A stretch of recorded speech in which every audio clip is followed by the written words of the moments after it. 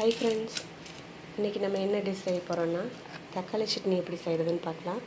அதுக்கு தேவையான பொருள் வெங்காயம், தக்காளி, கொத்தமல்லி தழை. இப்போ நம்ம அடுப்பை பற்ற வச்சு கடாயை ஒன்று வச்சுக்கலாம். கடாய் நல்லா சூடானதையும் தேவையான அளவு எண்ணெய் ஊற்றிக்கலாம். இப்போ கடாய் நல்லா சூடாயிடுச்சு. தேவையான அளவு கடலைப்பருப்பு போட்டுக்கலாம். கடலைப்பருப்பு போட்டு நல்லா பொரியணும். கொஞ்சம் வெயிட் பண்ணலாம். இப்போ கடலைப்பருப்பு நல்லா பொரிஞ்சிருச்சு. இப்போ தேவையான அளவு வெங்காயம் போட்டுக்கலாம். நான் ஒரு 3 வெங்காயம், பெரிய வெங்காயம் நீட்டமாக கட் பண்ணி போட்டிருக்கேன். உங்களுக்கு எவ்வளோ வேணுமோ அந்தளவுக்கு நீங்களே போட்டுக்கோங்க. நல்லா இப்போ வதக்கலாம்.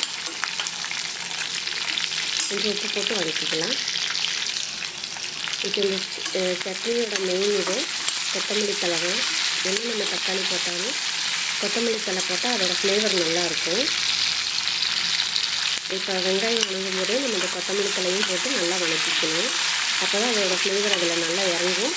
நம்ம சட்னி நல்லா டேஸ்ட்டாக இருக்கும். நீங்கள் ஒரு தடவை ட்ரை பண்ணி பாருங்கள்.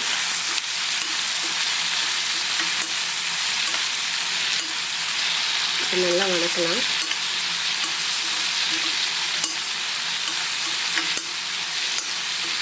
இப்போ சீக்கிரமாக இப்போ குழந்தைய ஒரு லஞ்ச் பேக்கு இப்போ காலையில் அவசரமாக செய்யணும் அப்படின்னா நம்ம இந்த மாதிரி சட்னி ட்ரை பண்ணலாம். ரொம்பவே சூப்பராக இருக்கும். இன்னும் அவ்வளோ பொருளெல்லாம் தேவையில்லை. அளவாக 4 பொருள் தான்.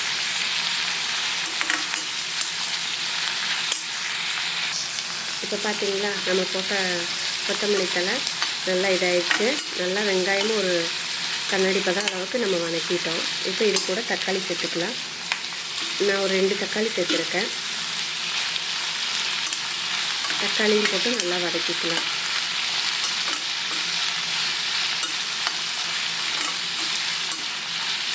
இப்போ காரத்துக்கு நம்ம தேவையான மிளகாத்தூள் போட்டுக்கலாம். நான் ஒரு 1 டீஸ்பூன் போடுறேன். இப்போ மிளகாத்தூள் போட்டுக்கலாம். அவ்வளோதான். மிளகாத்தூளும் போட்டு நல்லா வதக்கணும். மிளகாத்தூள் எல்லா பக்கம் கலந்து நல்லா ஒரு கிரேவி மாதிரி வரும்.